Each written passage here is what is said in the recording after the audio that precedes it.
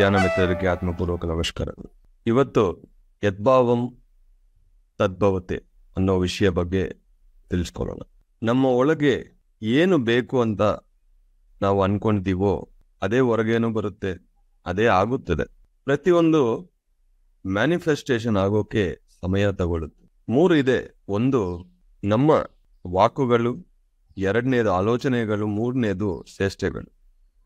ಈ 3ರಲ್ಲಿ ಅತ್ಯಂತ ಶಕ್ತಿ ಯಾವುದಕ್ಕಿದೆ ಅಂದ್ರೆ ವಾಕುಗಳಿಗೆ. ಯಾವ ವಿಷಯ ನಾವು ಮಾತಾಡ್ತಾ ಇದ್ದೀವೋ ಅದು ಹೆಚ್ಚಿನ ಶಕ್ತಿಯನ್ನ ತಗೊಂಡು ಮ್ಯಾನಿಫೆಸ್ಟ್ ಆಗೋಕೆ ಉಪಯೋಗ ಆಗ್ತಾ ಇರುತ್ತದೆ. ನಿಮ್ ಒಳಗೆ ನೀವು ಏನೇ ಅನ್ಕೊಂಡಿದ್ರು, ಹೊರಗೆ ನೀವು ಏನೇ ಮಾಡಿದ್ರು ಅದರಿಂದ ಜಾಸ್ತಿ ಶಕ್ತಿ ಅನ್ನೋದು ವಾಕುಗಳಕ್ಕಿದೆ. ಹಂಗಾಗಿ ವಾಕು ಅನ್ನೋದು ವಾಕ್ ಕ್ಷೇತ್ರ, ಸೈನ್ಸ್ ಇದೆ ಅದಕ್ಕೆ. ಈ ಶಬ್ದ ತರಂಗಗಳಿಗೆ ಜಾಸ್ತಿ ಎನರ್ಜಿ ಇದೆ. ನಮಗೆ ಏನು ಬೇಕೋ ಅದರ ಬಗ್ಗೆ ಮಾತ್ರ ಮಾತಾಡಬೇಕು, ಅದರ ಬಗ್ಗೆ ಮಾತ್ರ ಪಾಸಿಟಿವ್ ಆಗಿ ಮಾತಾಡ್ತಾ ಬರ್ಬೇಕು.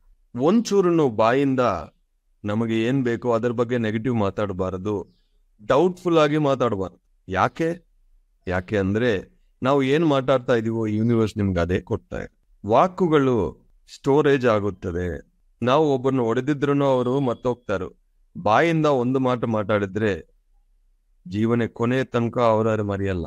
ಯಾಕೆ ಅಂದ್ರೆ ಶಬ್ದ ಅನ್ನೋದು ಸ್ಟೋರ್ ಆಗ್ತದೆ. ಬಾಯಿಂದ ಒಂದು ಮಾತು ಬರಬೇಕು ಅಂದ್ರೆ 1000 ಸತಿ ಯೋಚನೆ ಮಾಡಿ ಬಂದ್ಮೇಲೆ ವಾಪಸ್ ತಗೊಳಕ್ ಆಗಲ್ಲ. ಈ ವಾಕುಗಳಿಗೆ ಅಷ್ಟೊಂದು ಶಕ್ತಿ ಇದೆ.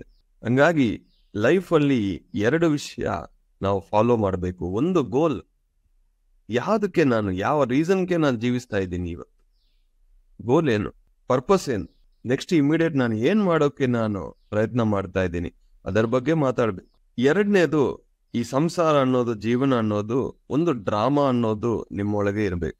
1000 ಜನ್ಮಗಳು ನಾವು ಈ ಶರೀರ ತಗೊಳ್ತಾ ಇದ್ದೀವಿ. 50% ಮೇಲ್ ಬಾಡೀಸ್, 50% ಫಿಮೇಲ್ ಬಾಡೀಸ್.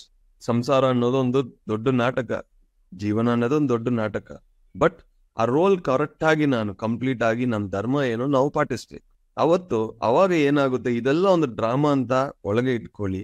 ಬಟ್ ಮೂವಿಯಲ್ಲಿ ಅವ್ರು ಆಕ್ಟ್ ಮಾಡ್ತಾರೆ, ಅದು ಅವ್ರಿಗೆ ಗೊತ್ತು ಇದು ಡ್ರಾಮಾ ಮೂವಿ ಅಂತ. ಬಟ್ ಅವ್ರ ರೋಲ್ ಅವ್ರು ಪರ್ಫೆಕ್ಟ್ ಆಗಿ ಮಾಡ್ತಾರೆ. ಅವಾಗ ಯಾರ ಮಾತುಗಳು ನಿಮ್ಮನ್ನ ಡಿಸ್ಟರ್ಬ್ ಮಾಡಲ್ಲ, ಯಾರ ಚೇಷ್ಟೆಗಳು ನಿಮ್ಮನ್ನ ಡಿಸ್ಟರ್ಬ್ ಮಾಡಲ್ಲ. ನೀವು ನಿಮ್ಮ ಗೋಲ್ ಮೇಲೆ ಫೋಕಸ್ ಆಗಿ ಇರ್ತೀರಿ. ಯಾವುದೇ ಒಂದು ವಿಷಯನೋ take it with pinch of salt ಅಂತಾರೆ. ಅಂದ್ರೆ ಟೂ ಮಚ್ ಒಳಗೆ ತಗೋಬಾರದು. ಯಾವ್ದು ಅಜ್ಞಾನದಿಂದ ಪ್ರತಿಯೊಬ್ಬರು ಏನೋ ಒಂದು ಮಾಡ್ತಾ ಇರ್ತಾರು. ಕ್ಷಮಿಸ್ಬೇಕು, ಇಲ್ಲಾಂದ್ರೆ ಅದು ಮರಿಬೇಕು. ಯಾಕೆ? ಅವ್ರಿಗೋಸ್ಕರ ಅಲ್ಲ, ನಮ್ಗೋಸ್ಕರ. ಇಲ್ಲ ಅಂದ್ರೆ ಅದನ್ನು ನಾವು ಕ್ಯಾರಿ ಮಾಡ್ತಾ ನಾವು ಮಾಡೋ ಪ್ರತಿಯೊಂದು ವಿಷಯದಲ್ಲಿ, ಆಲೋಚನೆಯಲ್ಲಿ, ಮಾತುಗಳಲ್ಲಿ ಅದೊಂದು ಭಾರ ಆಗ್ಬಿಡುತ್ತೆ. Take it simple. 2 ಒಳಗೆ ನಗ್ತಾ ಇರ್ಬೇಕು, ಹೊರಗೆ ನಮ್ಮ ಗೋಲ್ ಏನೋ ಅದು ಜ್ಞಾಪಕ ಬರಬೇಕು. ಯಾವುದೇ ಒಂದು ಕೆಲಸ ನಾವು ಮಾಡಿದ್ರು ಅರ್ಜುನ, ಒಳಗೆ ಆತ್ಮಗ್ರಹಣ ಕೃಷ್ಣ ಅಷ್ಟೇ. ಅವಾಗ ಸಮಯ ಅನ್ನೋದು ನಾವು ವೃಧಾ ಮಾಡಲ್ಲ, ಬೇರೆಯೊಬ್ಬರನ್ನ ನಾವು ಡಿಸ್ಟರ್ಬ್ ಮಾಡಲ್ಲ, ಬೇರೆಯೊಬ್ಬರನ್ನು ನಮ್ಮನ್ನ ಡಿಸ್ಟರ್ಬ್ ಮಾಡಕ್ ನಾವು ಬಿಡಲ್ಲ. ಏನು ಬೇಕು ಅನ್ನೋದು ಕ್ಲಾರಿಟಿ ಇರಬೇಕು. ನನಗೆ ಇವಾಗ ಒಂದೇ ಇದೆ ಗುರಿ, ಜನವರಿ 5 ಬೆಳ್ಳಾರಿ ನಾದ ಧ್ಯಾನ ಯಜ್ಞ. ಬೇರೆ ಯಾವುದೂ ಇಲ್ಲ ಮೈಂಡಲ್ಲಿ. 10,000ದಿಂದ ಹೆಚ್ಚು ಜನ ಅಲ್ಲಿ ಬರಬೇಕು, ಧ್ಯಾನ ಮಾಡಬೇಕು, ಅವ್ರಿಗೆ ಎಲ್ಲ ವಸತಿಗಳು ಕೊಡಬೇಕು, ಊಟ ಕೊಡಬೇಕು, ಕಂಪ್ಲೀಟ್. ಅದಾದ್ಮೇಲೆ ನೆಕ್ಸ್ಟ್ ನೋಡೋಣ. ಇನ್ನು 55 ದಿವಸಗಳು ಇದು ಒಂದೇ ಇದೆ ನನ್ನ ಮೈಂಡಲ್ಲಿ, ಬೇರೆ ಯಾವುದೂ ಇಲ್ಲ. ಆ ಒಂದೇ ಒಂದು ಅರ್ಜುನ ತರ ಒಂದೇ ಒಂದು ಗುರಿ, ಬೇರೆ ಯಾವುದೂ ಇಲ್ಲ. ಆತರ ನಮ್ಮ ಜೀವನದಲ್ಲಿ ಏನ್ ಬೇಕು ಕ್ಲಾರಿಟಿ ಇರಬೇಕು, ಅದ್ರ ಮೇಲೆ ಫೋಕಸ್ ಇರಬೇಕು, ಪ್ರಯತ್ನನೂ ಮಾಡ್ತಾ ಇರ್ಬೇಕು. ಬರೀ ಥಾಟ್ ಒಂದು ಇಟ್ಕೊಂಡು ನಾವು ಕುತ್ಕೊಂಡಿದ್ರೆ ಆಗಲ್ಲ. ಪುರುಷ ಪ್ರಯತ್ನ ಅಂತಾರೆ. You have to work for it, you have to get down and do everything possible. ಅವಾಗ ಯೂನಿವರ್ಸ್ ನಿಮ್ಗೆ ಅದು ಕೊಡುತ್ತದೆ. ಒಂದು ಮಾತನ್ನು ನೆಗೆಟಿವ್ ಬರಬಾರದು, ಒಂಚೂರು ಡೌಟ್ ಇರಬಾರದು. ಒಂದು ಮಾತು ನಾವು ನೆಗೆಟಿವ್ ಮಾತಾಡಿದ್ರು ನಾವೇ ಅದನ್ನ ಹಾಳಾಕೊಳ್ತೇವೆ. ಯದ್ಭಾವಂ ತದ್ಭವತೆ, as you think so it becomes. ಒಳಗೆ ಇರೋ ಪ್ರಪಂಚವನ್ನ ನೀವು ಕರೆಕ್ಟ್ ಮಾಡ್ತಾ ಇದ್ರೆ ಹೊರಗೆ ಪರ್ಫೆಕ್ಟ್ ಆಗಿ ಬರುತ್ತೆ. ಇದು ಇಡೀ ಲೈಫ್ ನೀವು ಪ್ರಾಕ್ಟೀಸ್ ಮಾಡ್ತಾನೆ ಇರ್ಬೇಕು. ಒಂದ್ ದಿವಸದಲ್ಲಿ ಅದು ಬರಲ್ಲ.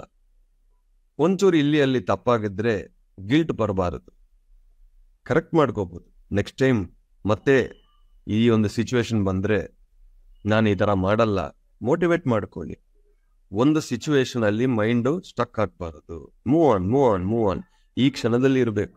ಒಬ್ಬರಿಗೆ ಕೇಳಿದ್ರು ಮೊನ್ನೆ ಮ್ಯೂಸಿಕ್ ಫೆಸ್ಟ್ ಅಲ್ಲಿ, ನಾನು ಸ್ವಲ್ಪ ಗಿಲ್ಟ್ ಫೀಲಿಂಗ್ ಇರುತ್ತೆ ಸರ್. ಏನ್ ಮಾಡ್ಬೇಕು ಅಂದ್ರೆ, ಆ ಗಿಲ್ಟ್ ಫೀಲಿಂಗ್ ಇಂದ ನಿಮ್ಗೆ ಏನಾದ್ರು ಉಪಯೋಗ ಇದೆಯಾ ಅಂದ್ರೆ ಇಲ್ಲ, ಅವ್ರಿಗಿದೆಯಾ ಅಂದ್ರೆ ಅದನ್ನೂ ಇಲ್ಲ, ಉಪಯೋಗನೇ ಇಲ್ಲ, ಮತ್ತೆ ಯಾಕೆ ಒಳಗೆ ಇಟ್ಕೊಂಡಿದ್ರೆ ಅಂದ್ರೆ ಕರೆಕ್ಟ್ ಅಂತ. ಯಾವುದೇ ಒಂದು ಭಾವನೆ ನಮ್ಮ ಒಳಗೆ ಇದ್ರೆ ಅದರಿಂದ ಏನಾದ್ರು ಉಪಯೋಗ ಇದೆಯಾ ಅಂತ ನೋಡಿ. ಇಲ್ಲ ಅಂದ್ರೆ ತೆಕ್ಕಿ ಬಿಸಾಕ್ಬಿಡಿ. ಯಾಕೆಂದ್ರೆ ಅದು ನಿಮ್ಮನ್ನ ಈ ಕ್ಷಣದಲ್ಲಿ ಇರೋಕೆ ಬಿಡಲ್ಲ. ಕಂಪ್ಲೀಟ್ ಆಗಿ ಈ ಕ್ಷಣದಲ್ಲಿ ಇರೋದು ಜಂತುಗಳು, ಮಕ್ಕಳು. ದೊಡ್ಡವರೆಲ್ಲ ಹಿಂದೆ ಮುಂದೆ ಇರ್ತಾರೆ, ಮೈಂಡ್ ಅಲ್ಲಿ ಇಲ್ಲಿ ಇರುತ್ತೆ. ಈ ಕ್ಷಣದಲ್ಲಿ ಇರೋರೇ ಬುದ್ಧ, ಬೇರೆ ಎಲ್ಲೋ ಇರೋದು ಪ್ರಬುದ್ಧ. ಅದರಿಂದ ಉಪಯೋಗ ಇಲ್ಲ. Nature is in the present, children is in the present, animals are in the present, plants are in the present. ಈ ಹ್ಯೂಮನ್ ಮೈಂಡ್ ಮಾತ್ರ ಪ್ರೆಸೆಂಟ್ ಅಲ್ಲಿ, ಈ ಪ್ರೆಸೆಂಟ್ ಅಲ್ಲಿ, ಈ ಮೂಮೆಂಟ್ ಅಲ್ಲಿ ಇರಬೇಕು. Out of sight, out of mind. ನಾನು ಇಲ್ಲಿ ಇದ್ದೀನಿ, ಸೆಷನ್ ಅಲ್ಲಿ ಇದ್ದೀನಿ, 100% ನಾನು ಇಲ್ಲೇ ಇರಬೇಕು. ಸುತ್ತಮುತ್ತ ಏನೇ ಆದ್ರೂ ಐ ಡೋಂಟ್ ಕೇರ್. ಸೆಷನ್ ಆದ್ಮೇಲೆ ಅಲ್ಲಿ ಹೋಗೋಣ, ಒನ್ ಅಟ್ ಅ ಟೈಮ್. ಈ ಪ್ರತಿ ಒಂದನು ಎನರ್ಜಿ ಎನರ್ಜಿ ಎನರ್ಜಿ. ಯಾವ ವಿಷಯ ನೀವು ಎನರ್ಜೈಸ್ ಮಾಡ್ತಾ ಇದ್ರಿ ಈ ಕ್ಷಣ, ಯಾವುದೋ ಒಂದು ವಿಷಯ ನಿಮಗೆ ನೋವು ಕೊಡ್ತಾ ಇದೆ, ಅದ್ರ ಬಗ್ಗೆ ನೀವು ಯೋಚನೆ ಮಾಡ್ತಾ ಇದ್ರೆ ಅದಕ್ಕೆ ನೀವು ಎನರ್ಜೈಸ್ ಮಾಡ್ತಾ ಇದ್ರಿ. ಏನು ಬೇಕೋ ಕ್ಲಾರಿಟಿ ತಗೊಳ್ಳಿ, ಅದನ್ನು ಫೋಕಸ್ ಮಾಡಿ. ಆನಂದೋ ಬ್ರಹ್ಮ, ಆನಂದವಾಗಿ ಜೀವಿಸೋದಕ್ಕೆ ಕಲಿಬೇಕು. ಯಾವುದೇ ಪರಿಸ್ಥಿತಿ ಇದ್ರೂ ಆನಂದವಾಗಿ ಇರಬೇಕು. ಯಾಕೆಂದ್ರೆ ಅಲ್ಲೇ ಬ್ರಹ್ಮ ಇದ್ದಾರೆ. ಆನಂದೋ Brahma. Thank you very much my dear friends.